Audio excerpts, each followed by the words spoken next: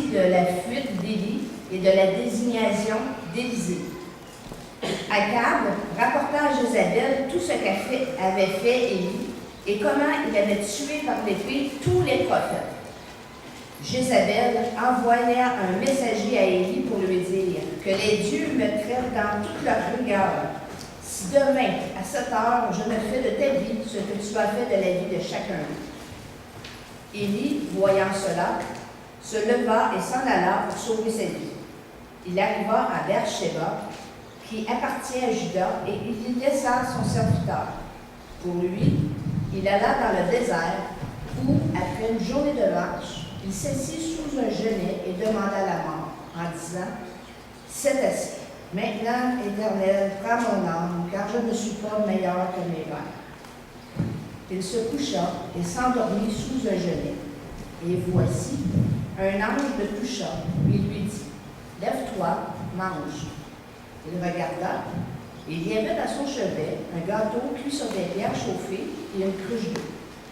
Il mangea et but, puis se recoucha. L'ange de l'Éternel vint une seconde fois, le toucha et dit « Lève-toi, mange, car le chemin est trop long pour toi. » Il se leva, mangea et but, et avec la force que lui donna cette nourriture, il marcha 40 jours et 40 nuits jusqu'à la montagne de Dieu à Horeb. Et là, il entra dans la caverne et il passa la nuit. Et voici, la parole de l'Éternel lui fut adressant ces mots. « Que fais-tu ici, Élie? » Il répondit, « J'ai déployé mon zèle pour l'Éternel, le Dieu des armées, car les enfants d'Israël ont abandonné ton alliance. Ils ont renversé tes autels et ils ont tué par l'épée tes prophètes. Je suis resté, moi seul, et ils cherchent à m'ôter la vie. » L'Éternel dit, « Sors et tiens-toi dans la montagne devant l'Éternel. » Et voici, l'Éternel passa. Et devant l'Éternel, il y eut un vent fort et violent qui déchirait les montagnes et brisait les rochers. L'Éternel n'était pas dans le vent. Et après le vent, ce fut un tremblement de terre. L'Éternel n'était pas dans le tremblement de terre. Et après le tremblement de terre, un feu. L'Éternel n'était pas dans le feu. Et après le feu, un murmure doux et léger. Quand Élie l'entendit, il s'enveloppa le visage de son manteau. Il sortit et se tint à l'entrée de la caverne. Et voici, une voix lui fit entendre ces paroles. « Que fais-tu ici, Élie? » Il répondit, « J'ai déployé mon zèle pour l'Éternel, le Dieu des armées, car les enfants d'Israël ont abandonné ton alliance. Ils ont renversé tes autels et ils ont tué par l'épée tes prophètes. Je suis resté, moi seul, et ils cherchent à m'ôter les vies. » L'Éternel lui dit, « Va, reprends ton chemin par le désert jusqu'à Damas, et quand tu seras arrivé, tu moindras Hazaël pour roi de Syrie. Tu moindras aussi Jéhu, fils de Nimshi, pour roi d'Israël, et tu moindras Élisée, fils de Shaphat, d'Abel-Méhola, pour prophète à ta place. Et il arrivera que celui qui échappera à l'épée de Hazaël, Jéhu le fera mourir, et celui qui échappera à l'épée de Jéhu, Élisée le fera mourir. Mais je laisserai en Israël 7000 hommes, tous ceux qui n'ont point fléchi les genoux devant Baal et dont la bouche ne l'a point baisé. »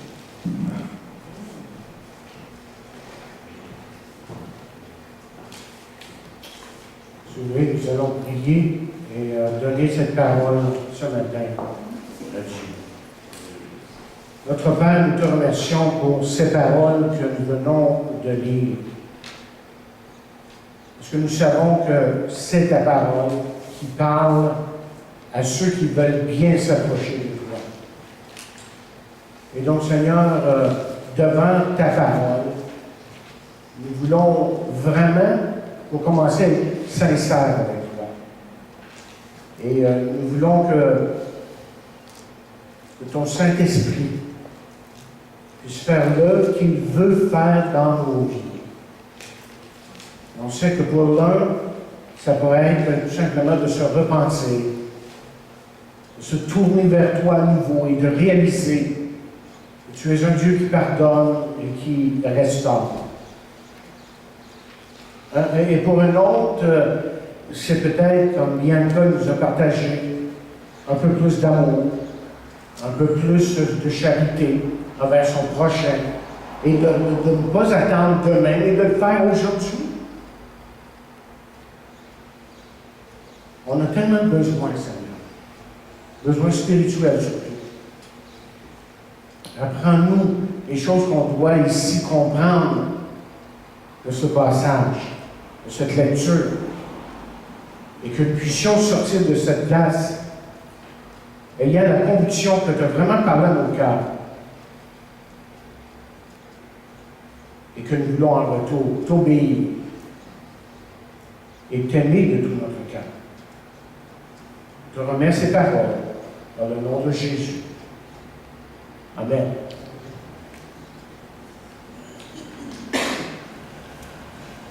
Alors, 1er Roi 19 nous introduit dans un événement de la vie d'un grand homme de Dieu, Élie.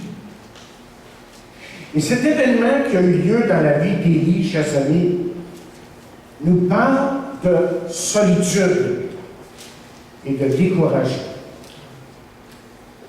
On a tous été là à un moment donné. On nous dit effectivement que plus de, et c'est un chiffre conservateur, que plus de 4 millions de personnes aux États-Unis reçoivent des soins spéciaux dus à la dépression. Et la dépression est si souvent le résultat de la solitude. Mais parfois, elle est aussi le résultat de l'apitoiement sur soi-même. Vous savez, vous et moi, on n'aime pas parler d'apitoiement. Parce que chacun d'entre nous aime, jusqu'à un certain point, défendre son propre ego. Qui est-ce qui va admettre qu'il est en train de s'apitoyer sur lui-même? Mais c'est trop vrai, ça arrive. Vous voyez, l'apitoiement peut être le poison le plus dangereux que vous pouvez avoir dans votre système. Lorsque nous commençons à nous apitoyer sur notre sort, bien là, on souffre et on s'expose, si vous voulez, à toutes sortes de problèmes dans nos vies. En 1er Roi 18, le grand prophète Élie avait rencontré et défait les prophètes de Baal. Et Dieu avait envoyé le feu du ciel. Et Dieu avait répondu à sa prière. Et le peuple était tombé sur leur visage en criant, « C'est l'Éternel qui est Dieu! C'est l'Éternel qui est Dieu! » au verset 39. Et les prophètes de Baal furent égorgés par les serviteurs de Dieu. Et la pluie est venue après 3 ans et demi de sécheresse. Et là, vous penseriez qu'après avoir reçu toutes ces bénédictions, on parle d'Élie ici, qu'Élie, spirituellement parlant, serait sur un nuage. Mais l'opposé est arrivé. L'inverse a eu lieu. On trouve ici un Élie qui est extrêmement misérable. Et la parole nous dit qu'Akab apporta à Jézabel tout ce qu'avait fait Élie et comment il avait tué par l'épée les prophètes de Baal. Et donc, en retour, je pense que ça a été peut-être aussi vite qu'un texte, presque aussi vite. Elle envoie un message à Élie pour lui dire que les dieux me traitent de toute leur rigueur. Et si demain, à cette heure, je ne ferai pas de ta vie ce que tu as fait à chacun d'eux, en parlant des prophètes de Baal. Donc Élie, en voyant ça, en entendant ça, évidemment, se lève pour sauver sa vie. Et la parole nous dit qu'il arriva à Beersheba et qu'il laissa derrière lui son serviteur. Et puis nous lisons de nouveau un peu plus loin, encore une fois, dans le même texte qu'on a lu il y a quelques secondes. Pour lui, il alla dans le désert où, après cette journée de marche, Il s'assit sous un gelai et demanda la mort en disant, « C'est assez! C'est assez! Maintenant, Éternel, prends mon âme, car je ne suis pas meilleur que mes pères. » Et il se coucha et s'endormit sous le gelai.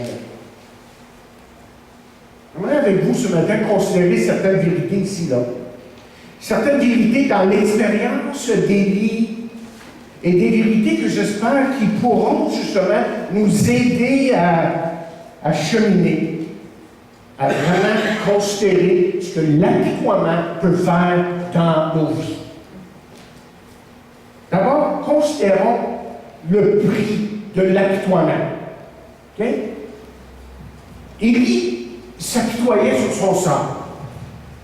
Élie a dit, je vais mourir. C'est simple que ça. Et moi, je vous suggère que si c'était le cas, je pense que Jézabel s'en serait occupée. Elle était prête. Tu veux mourir? Viens-t'en. Fais mourir. C'est évident. Ce qui fait qu'en réalité, ce qu'on découvre ici,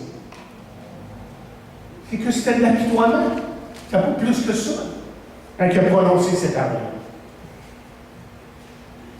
Alors, quel est le coût de l'apitoiement sur soi? Lorsque nous encourageons, lorsqu'on reste comme figé, si vous voulez, dans l'apitoiement, nous perdons d'abord toute perspective. Tout devient disproportionnel. Les choses, d'abord commençons avec les petites choses. Les petites choses deviennent énormes, alors que les grandes choses perdent toute leur importance ou n'ont plus d'importance. Et regardez Élie ici, là. Élie venait tout juste d'égorger, pas juste 2, là, mais 850 merci. 850 faux prophètes. Et malgré ça, Élie a eu peur d'une femme. Et ici, nous avons un homme qui avait d'abord fait descendre littéralement le feu du ciel par la puissance de Dieu, évidemment, et qui avait peur d'une femme. D'une femme, évidemment, était extrêmement méchante, cruelle, à l'extrême. On sait, quand on dit Jézabel à travers la Bible, on sait de qui on parle. Mais voyez, l'apitoiement d'Élie ici a fait en sorte qu'il a perdu sa perspective sur les choses. Et trop souvent, vous et moi, là, on est comme Élie, nous exagérons ce que nous ressentons. Et nous exagérons les circonstances qui nous entourent. Peut-être qu'on exagère même les choses que les gens font contre nous. Donc, ce qui fait qu'on a tendance à perdre notre perspective lorsqu'on est dans l'apitoiement de soi. Ce qui fait que l'apitoiement peut devenir extrêmement dangereux et un maître terrible. Mais il y a une deuxième chose. Non seulement est-ce que nous perdons notre perspective, mais nous perdons également patience. Okay? Élie, là où il était, okay, en train de servir l'Éternel, en train de juger le peuple, en train de faire son travail en tant que prophète de Dieu, a eu peur et la Bible nous indique clairement qu'il s'est sauvé. Élie, au verset 3, nous dit, Élie, voyant cela, se leva et s'en alla pour sauver sa vie. Ce qu'on découvre ici, ce n'est pas un homme qui se tient devant Dieu. Ce n'est pas un homme qui cherche les directives de Dieu. Un homme qui s'enfuit. Parce qu'il a peur.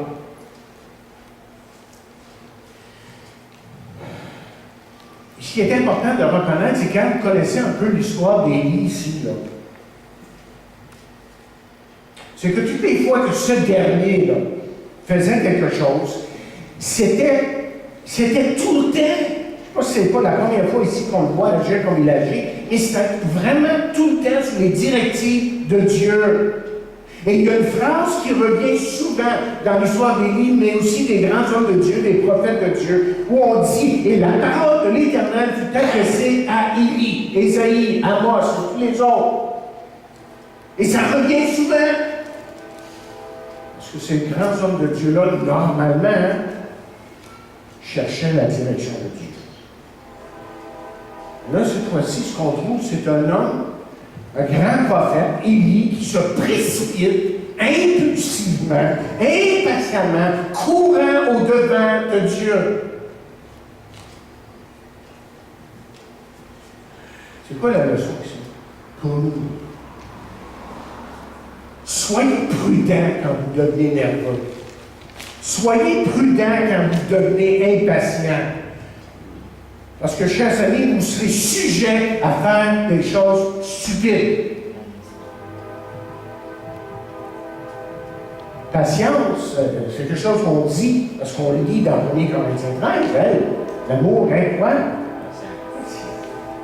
Patience, c'est une chose extrêmement importante dans la vie chrétienne. Mais lorsqu'on tombe dans l'apitoiement, là, ce qui devient comme norme dans nos vies, c'est l'impatience et même la désobéissance. C'est arrivé à un homme de Dieu aussi, Élie. Mais non seulement est-ce qu'on parle de perspective, non seulement est-ce qu'on parle patience, mais il nous coûte également notre, ce que j'appellerais ce matin, notre touche personnelle. Ou si vous voulez, ce qui nous rend uniques. Et on est tous uniques, là, vous et moi, devant Dieu.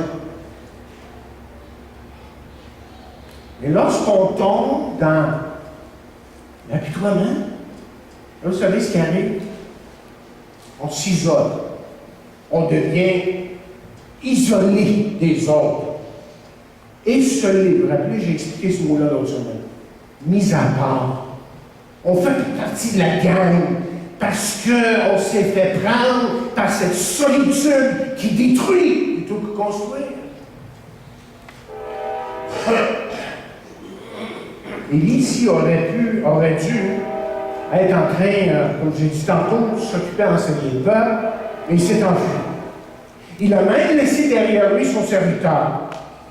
Et à ce moment-là, il est devenu isolé, esselé, mis à part. Et cette solitude ou cette isolation, excusez, est bientôt devenue plus que jamais une solitude qui a commencé à le minimiser et à le tuer intérieurement. Déjà vécu ça un petit peu. Mais j'ai dit au début, on a tous été là quand même. Vous savez ce qu'on apprend aussi, c'est qu'on a besoin des autres. On ne peut pas tout faire, on ne peut pas tout accomplir nous-mêmes, on ne peut pas réussir par nous-mêmes toutes choses. Parce que vous voyez, le voyage de la vie est trop imposant, extrêmement exigeant. Et nous avons, vous et moi, le besoin de Dieu et des personnes qui le connaissent, qui marchent avec lui. Et je peux vous dire ce matin que je suis reconnaissant.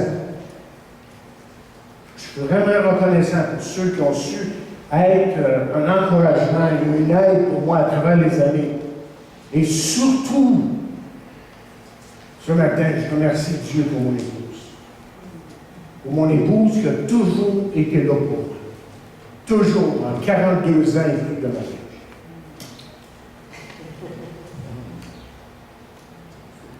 Dans les bons et les mauvais moments. Et dans les moments où j'ai commis des gaffes monumentales. Vous dites non? Ça, c'est ma femme. Et je l'aime de plus en plus. Bien, je pense qu'il y avait besoin d'aide. Vous me dites, oui, écoutez, c'est un grand homme de Dieu, c'est un grand prophète.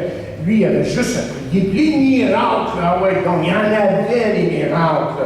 Seulement, la Bible nous dit qu'Élie était aussi de la même nature que nous.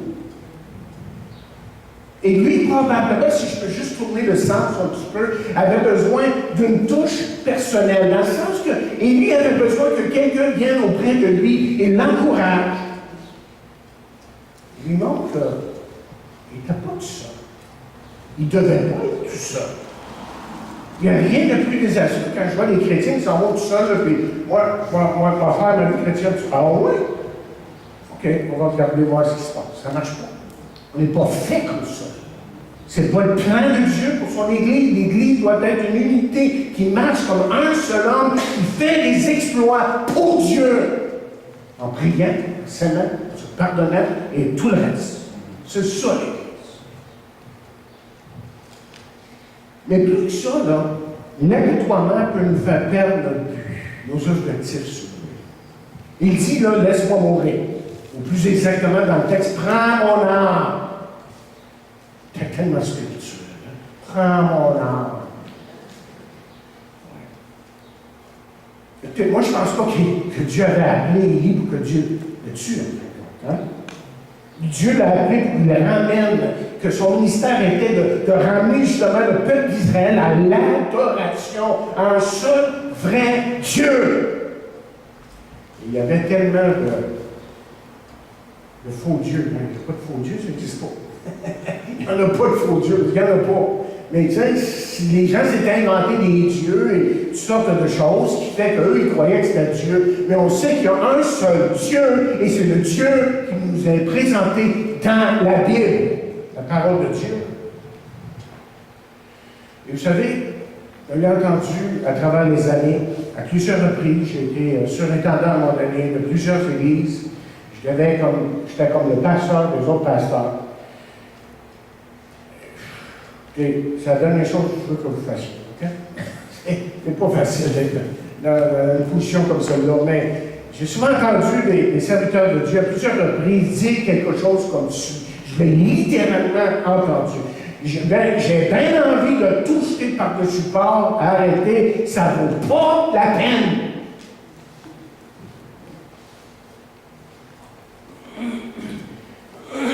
Et c'est pas à cause des autres en dehors. Problème. Moi, je n'ai pas de problème avec les gens dehors. S'ils rejettent l'Évangile, c'est qu'on fait ce qu'on a à faire, on prêche l'Évangile, ils rejettent, ils se moquent de nous. Et le pire, c'est quand ça arrive à l'intérieur. C'est les combats viennent dans l'Église. Dans l'Église. Les chrétiens qui combattent contre les serviteurs de Dieu. Et ce qui fait que ça retarde le progrès de l'œuvre de Dieu. Moi, j'écoute un petit peu la politique américaine. J'avais écouté mon message. C'est incroyable ce qui se passe. La haine qu'il y a là, c'est incroyable, d'un bord à l'autre. Mais la haine est terrible. Et parfois, je sens cette haine dans l'Église. Et c'est terrible quand on est rendu là. Qu'on n'est plus capable de se pardonner. Parce qu'on a tout raisonné, là, puis on sait, c'est moi qui ai raison. Il n'y a personne qui a raison. On a besoin de s'aimer, effectivement, de se pardonner. On a besoin tous et chacun d'être au pied de la croix et de dire, Seigneur, pourquoi ça nous arrive, ça? Et normalement, les réponses sont assez claires dans la parole. On appelle ça la chair. On est tous victimes de ça. Au mieux un que l'autre. Et parfois, quand je rencontrais certains pasteurs extrêmement découragés, qui m'ont dit toutes sortes de choses en confidence, c'est comme si parfois j'entendais les mêmes paroles qui rient. Lorsqu'ils disaient « je veux mourir », et c'est comme si je les entendais dire là, « je veux mourir, je suis tanné de ça, j'essaie de faire le bien, puis tout ce qu'on fait, c'est de... » Bon, je laisse remplir le reste. Vous avez remarqué que dans Nombre, vous verrez pour vous-même, dans Nombre 11e chapitre, verset 15, Moïse a également prié cette même prière. Voilà un autre grand homme de Dieu qui dit, plutôt que de me traiter ainsi, Dieu, il dit, tue-moi, je te prie. La fameuse King James Version dit un peu différemment, donne ce verset un peu différemment, puis apparemment c'est traduit en français en tant que traduction. Et là, dans cette vieille traduction anglophone, on lit littéralement ceci. Si je suis pour être si désespéré, le mot est wretched en anglais, alors tue-moi, je te prie. Mais il faut vraiment être rendu au bout pour arriver à dire ça. Mais considérons le prix exigé par l'apitoiement. Vous et moi pouvons nous apitoyer sur nous-mêmes, nous embourber dans l'apitoiement, si on veut, et Dieu ne nous arrêtera pas. Mais quel prix exorbitant, terrible, que nous allons payer tôt ou tard. Supposons pour un instant que Dieu avait répondu à la prière d'Élie. Parce que c'est une prière. Supposons qu'il aurait pris la vie d'Élie, mais quelle en aurait été signification pour lui. Dieu a parlé à Élie, il lui a dit, dans sa grâce, d'appeler Élisée, qui serait son successeur. Si Élie était mort, qu'est-ce que cela aurait signifié pour l'œuvre de l'Éternel, l'œuvre de Dieu? Qu'est-ce que ça aurait signifié pour l'avenir d'Israël, le futur d'Israël, si Dieu avait répondu à sa prière? Et en plus, Élie aurait manqué le puissant miracle qui a fait qu'il soit enlevé dans un char de feu au ciel. Écoutez, si vous vous rendez compte, à un moment donné dans votre vie, et ça nous arrive tous, OK, que vous étouffez sous l'apitoiement de soi, ou que ça vous amène à lécher vos blessures, hein? Mais, oh, c'est tellement faible, tu mérites ça. Et que vous avez un profond sentiment de pitié pour vous-même, et que vous blâmez les autres pour rien et pour tout, alors souvenez-vous simplement de ceci, que le prix que vous aurez à payer va être très cher à un moment donné. Parce que l'apitoiement sur soi vient à détruire. Simplement. Il y a quelque chose qui arrive qui n'est pas normal lorsqu'on tombe dans cet état-là. Mais considérons les causes de l'apitoiement. Commencer, il y a souvent les causes physiques. Ici, dans Jacques 5e chapitre, verset 17, la Bible nous dit qu'Élie était un homme de la même nature que lui. Autrement dit, Élie était fatigué. Il avait faim. Et Dieu lui dit en somme, écoute Élie, prends un bon sommeil, voici du pain et de l'eau. Mais on sait que le texte nous dit que c'est un ange qui lui a servi à garde. Et qu'Élie a retrouvé ses forces après avoir mangé ce qui lui a été donné. Et parfois, ce que j'ai vu à travers les années, ce que j'ai vu dans ma propre église, dans mes propres églises, c'est des gens qui ont oublié de s'occuper d'eux-mêmes, littéralement. Ensuite, ils se demandent pourquoi ils sont découragés. Là, ils sont très scellés. À un moment donné, on est des hommes et des femmes, point à l'aller, on se fatigue, on est fatigué, on a besoin de quoi? Tout simplement de repos. Je dois avouer, cette semaine, j'ai fait une visite, j'ai fait plusieurs visites une certaine journée, mais arrivé chez Jean qui va se rappeler ce que j'ai dit. À un moment donné, j'étais avec lui, j'ai dit, Jean, il faut que je parte, je suis trop fatigué. J'étais brûlé. Tu te rappelles de ça que je t'ai dit ça? Pas parce que je ne voulais pas le voir, mais j'étais mentalement, là, je me forçais, tu sais, à partir. Alors, pas parce que je ne l'aime pas, c'est au contraire, j'aime Charles, mais j'étais fatigué, j'avais vu d'autres personnes dans la journée, tout ça, plusieurs même. Et puis là, j'étais vidé. Je suis allé me reposer, puis le soir, je suis allé, hey, là, on va faire nos visites. J'ai juste besoin d'un petit repos, dessus. C'est ça. On doit prendre le temps qui est nécessaire pour se reposer. Il était fatigué, il avait faim, et son corps ne fonctionnait plus. Alors Dieu lui dit, va dormir.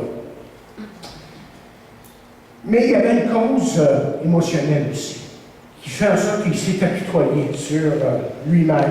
Il venait après tout, rappelez-vous là, qu'il venait de passer une crise terrible au Mont-Carmel. Prenez le temps de l'histoire, lire l'histoire dans 1er roi 18. Là, vous allez voir là, qu'on a un sommaire, un résumé, si vous voulez, de l'histoire. Mais ce qui s'est passé, vraiment, il y avait des milliers de gens, et lui, il devait les confronter, ces gens-là. Ça devait être stressant, mais pas à peu près, ça. C'est quand même juste un homme. Et on nous dit que très souvent que les pasteurs doivent être prudents le lundi. Parce que le lundi suit le dimanche et le dimanche peut être une journée difficile à certains moments. J'en sais quelque chose et je sais qu'il arrive souvent que quand le lundi arrive, je ne veux rien savoir de personne. Je peux le dire, c'est ça. C'est la vérité. Il y a des fois, c'est ça, ma femme, elle sait. Elle dit, je vais prendre ton téléphone. Mon téléphone. C'est pas parce que je vous aime pas, on est fatigué. On arrive qu'on est fatigué, épuisé. Donc, il y a des causes émotionnelles à l'apitoiement. Et lorsque, surtout, nous traversons des crises, et il y en a des crises dans l'œuvre de Dieu, et lorsque des demandes trop lourdes nous sont imposées. Vous savez, malheureusement, les gens pensent qu'un pasteur, c'est la réponse à tout. Et pas du tout. Je n'ai pas réponse à rien. C'est pour ça que vous êtes là. Que vous devriez être là pour œuvrer pour Dieu. Parce que je n'ai pas toutes les réponses. Et je ne peux pas tout faire. Et ça n'a jamais été l'intention de Dieu que ce soit comme ça. Et je suis content. Mais ça m'enlève tout un poids. Mais il y a aussi des causes, troisièmement, spirituelles. Et là, je crois que c'est vraiment le vrai problème. OK? Là, on parle du vrai problème. On peut parler de causes physiques, émotionnelles et tout ça. Mais par-dessus tout, c'était ici une cause spirituelle. Et nos problèmes sont avant tout des problèmes spirituels. Parce que ici, écoutez, moi, je pense qu'Élie était coupable d'incrédulité, il manque de foi. Hein? Voyant cela, la Bible dit, il marchait. Élie, non pas par la foi, mais il marchait vraiment par la foi. Voyant cela, qu'est-ce que la Bible dit? Il se leva et s'en alla pour sauver sa vie. Et je pense qu'on peut dire, on peut résumer ici, dire que Ésaïe a marché comme un égoïste. Il pensait qu'à lui, il y a pour une raison d'une autre, pour un court laps de temps, là. Il n'a pas posé la question, mais Seigneur, si tu veux, voilà, je fasse. C'est quoi ta volonté là-dessus? Je ne comprends pas. Mais vite, à part de ça, je ne comprends pas. Moi, je pense que Élie avait l'impression d'avoir tout raté ici. Il dit, je ne suis pas mieux que mes pères. Mais qui dit qu'il devait l'être? Son travail n'était pas d'être en compétition avec ses pères. Son travail était tout simplement d'accomplir l'œuvre de Dieu. Et s'il y a une chose que j'ai appris à travers les années dans mon histoire, les histoires à vous raconter, mais le temps nous manque, c'est de ne pas jamais, au grand jamais, d'être en compétition avec personne. Je fais l'œuvre de Dieu, où Dieu m'a guidé, où Dieu m'a dit d'aller et de faire, et le reste, je lui laisse ça en tes mains, ça enlève tout un stress. C'est lui qui agit. Et en plus, il sentait en lui-même qu'il avait lui-même raté, OK, mais même que le peuple avait raté son coup. Ce qui fait que c'est important pour nous d'éviter de faire, d'éviter de, ce que je pourrais dire, là, de se comparer.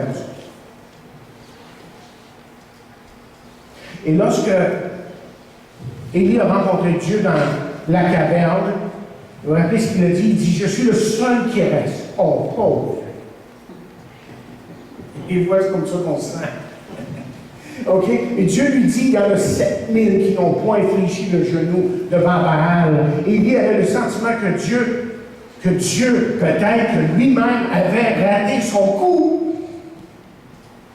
Comme si Élie était en train de dire, Éternel, pourquoi ne provoques-tu pas un grand réveil au sein de la nation? Pourquoi ne t'adore-t-il pas comme il se doit? Il y avait en lui là, un sentiment d'insuccès. Je ne sais pas si vous avez, de ces moments-là dans votre vie, où vous avez l'impression que vous avez tout raté. Ça vous arrive jamais. Je sais. N'abandonnez pas. Je vais vous dire pourquoi. Ne vous arrêtez pas. Parce qu'en fin de compte, voyez, Dieu seul sait si oui ou non vous avez raté ou si vous avez eu du succès. C'est Dieu qui sait. Et il y a un homme de Dieu qui a écrit, Dieu permet rarement à ses serviteurs de voir tout le bien qu'ils font. Lorsque vous serez dans sa présence, vous comprendrez ce que Dieu a fait par vous. La chose la plus importante, même pas votre estime de soi, ce qui est important, là, c'est la gloire de Dieu dans votre vie. Comment dire que Dieu soit glorifié en vous. Oui, il y a des causes physiques à l'apitoiement, Peut-être que vous avez besoin d'une bonne nuit de sommeil, un bon repas, de l'exercice, il y a des causes émotionnelles. Et peut-être, oui, encore une fois, vous traversez des moments difficiles, des moments de tension, et vous avez besoin de vous reposer, point la ligne. Mais fondamentalement, ça reste que quand on se trouve dans cet état d'apitoiement, c'est vraiment un problème spirituel. C'est un manque de foi envers Dieu. Cette tentative de garder le statut de votre propre ego, ou tout simplement le fait que Dieu demande que lui seul soit glorifié dans votre vie. Et c'est ça que vous avez besoin de réaliser. Alors, quelle est la cure pour l'apitoiement très vite? Quelle est la guérison pour l'apitoiement? La première chose que je dirais, que je vois dans ce texte, c'est regarder à Dieu. Dans le 1er roi, justement, 19, encore une fois, 8 à 18, on lit que Dieu a rencontré Élie au mont Horeb et qu'Élie se tint sur la montagne. Il y a eu un vent, un tremblement de terre qui ébranla la montagne. Il y a eu un feu. Et Dieu nous dit, la Bible n'était pas dans le vent, n'était pas dans le tremblement de terre. Et il n'était pas dans le feu. Et ensuite, elle dit que c'est dans un doux et léger murmure que Dieu parla à Élie et lui dit ce qu'il devait faire. Quelle est la cure pour l'apitoiement? Quelle est la guérison? D'abord, regardez à Dieu. Brassez-vous un peu. Je vais vous dire une petite chose que je fais de temps en temps. Je n'en reviens pas des fois que je fais ça. Je suis en train de construire. Il est tard le soir. Il y a le tard. Là, ouais. Écoute, tu viens moins droite, hein? À un moment donné, elle m'a vu faire ça plusieurs fois. C'est fait! Je me réveille! C'est en plein qu'il faut faire des fois. Il faut se donner un bon coup et dire hey! Je suis quand même un enfant de Dieu. Arrête-toi donc de penser comme ça. Brassez-vous s'il faut, puis dites-lui que vous ne regardez plus à vous-même au manquement des autres, parce qu'on est toujours focalisé sur les manquements des autres, et on est focalisé sur les circonstances, et ce qu'on doit faire, c'est de regarder à Dieu. Dieu n'avait pas manqué son coup. Parce que dans les circonstances que Dieu utilisait, voyez, Dieu a placé son peuple pour que Dieu lui parle à nouveau, et pour qu'un réveil, justement, éclate parmi lui. C'est ça le plan de Dieu. Dieu n'a pas manqué son coup. J'aime cette phrase qui dit un murmure doux et léger. Dieu n'accomplit pas évidemment les choses toujours, sa volonté, de manière bruyante, mais dans un doux doux, moi je dis ici un doux murmure et léger. Autrement dit, la parole de Dieu est toujours à l'œuvre.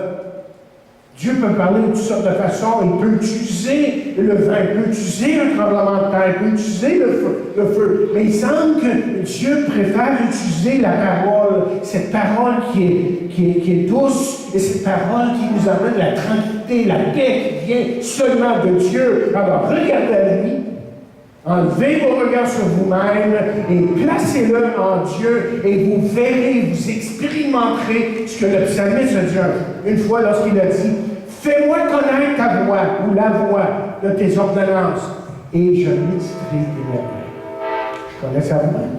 Et ensuite, je dis « Wow! Seigneur! Wow! Je ne savais pas que c'était ça! » Et gloire à toi.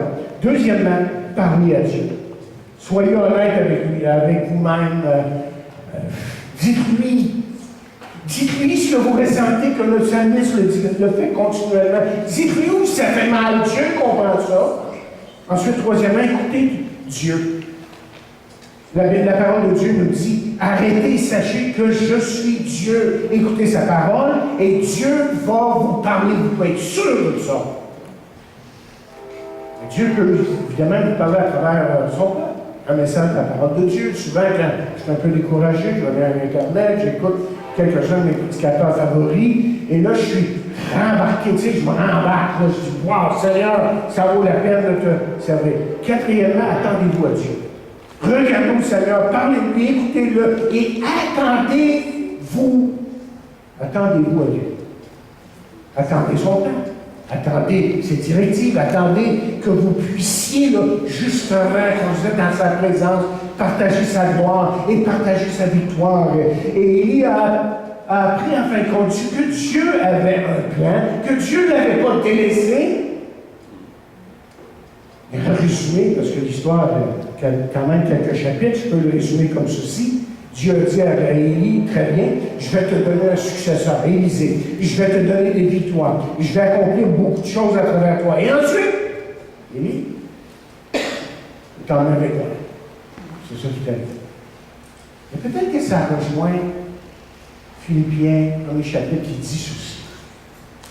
Je suis persuadé que celui qui a commencé en vous cette bonne œuvre la rendra parfaite pour le jour de Jésus. Il a commencé, Dieu va le terminer. Okay? Donc, laissez-moi vous prévenir au sujet de l'apitoiement sur soi-même. Quel est le coût de l'apitoiement? Vous perdrez votre perspective, votre patience. Vous serez impulsivement dirigé à faire des bêtises. Vous perdrez plutôt votre touche personnelle et vous deviendrez isolé, les attentes. Vous sentirez ça.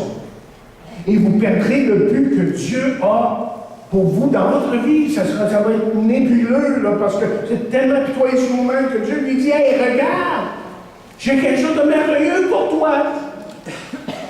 Et quelles sont les causes? Les causes physiques, émotionnelles, mais surtout spirituelles. Il ne faut jamais oublier ça. Ce qui fait que la cure, elle est spirituelle. Hein? Et la vraie cure pour un apitoiement sur soi-même, c'est ceci, c'est ce qui suit en 1, 2, 3, 4 points. OK? Regardez à Dieu. Parlez à Dieu. Écoutez-le. Mais ensuite, attendez-vous à lui, par exemple. Vous lisez, là. Ou peut-être. Non. Lise pas les peut-être. Tu me fais confiance? Bon, ben attends-toi que j'agisse. Et il va agir. Vous être sûr, je l'ai vu dans ma vie personnelle. Dieu est fidèle. Et peut-être que vous avez besoin, vous, là, ce matin, après avoir dit tout ce que j'ai dit, que vous avez besoin de venir au pied de la croix. Parce que c'est là que ça commence. Vous savez, tout ce que je vous ai dit, c'est beau, là. Toi-même, la guérison, tout ça, les causes, on comprend un peu mieux. Mais si on n'est pas venu à Jésus, si on n'est pas venu au pied de sa croix, pour se repentir, et pour lui faire confiance, tout ça, là, ce n'est pas pour lui faire confiance. Et lundi matin, ça s'appelle la vie. Parce que Jésus n'est pas réel. C'est lui qui veut rendre ces paroles-là là, qui ont été dites et ce récit qui a été écrit, non pas pour juste pour nous faire une belle histoire, mais c'est merveilleux, Dieu ce qu'il fait. Non, c'est pour toi, pour moi aujourd'hui. Dieu veut faire de merveilleuses, de grandes choses dans ta vie. Et pourquoi? C'est lui qui nous a aimés le premier, non pas lui. Et son amour, c'est pas juste hier, pas juste aujourd'hui, c'est pour toute l'éternité. Dieu notre Père, nous remettons tout entre tes mains, nos fardeaux, nos peines, l'apitoiement que nous pouvons avoir en nous-mêmes. Et nous regardons vers toi parce que tu es un Dieu de joie, de paix et de victoire. Et nous saurons te remercier pour tout ça par Jésus-Christ, notre Sauveur.